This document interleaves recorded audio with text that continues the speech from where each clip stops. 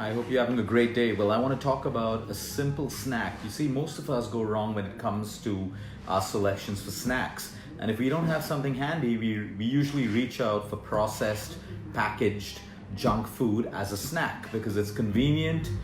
Most of the times it doesn't cost you too much money. It's packaged in a fancy packaging that catches our eye, and we end up eating these preserved packaged foods and snacks that have a lot of sugar, a lot of salt, a lot of chemicals, and a lot of preservatives. Now, this snack that we're going to talk about today is inexpensive. You can buy it from almost any grocer that you have around you. Now, the reason I love this snack because number one, it is high protein, it is high fiber, it is low calorie, and it is low fat. So it makes a perfect snack whether you have it in the morning, you have it in the afternoon, you have it in the evening, you have it at night. You can keep this snack in your office, you can keep it in your car, although I say you should never store water or any snacks in your car, especially if it's in plastic because of the heat and because of the sunlight. So the snack I'm talking about is nothing but your simple roasted chana, your roasted black chana. You can buy this everywhere. We grew up on this as children. You know, you buy it roasted. Now what makes this snack really bad is when you add salt to it. If you add too much of salt, you see people add salt to this simple snack to make it more tasty. But when you add salt, your appetite increases and you tend to eat more. And the more salt that you put in your system, the more water retention that you have and the more problems you have, especially people with high blood pressure. We need to ensure that we do not have too much of salt in our diet.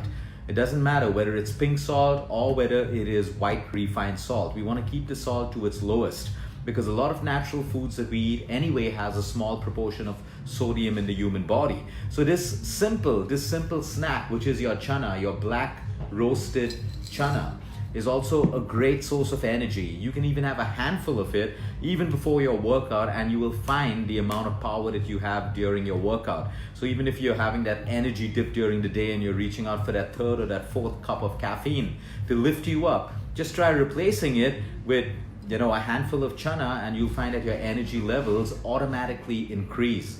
Now, this is something that you can carry wherever you go. You can put it in a small stainless steel tiffin, put it in your bag, carry it on flights, travel, wherever you go. Because the good thing about this is if it's stored in an airtight container, it doesn't get soft too quickly.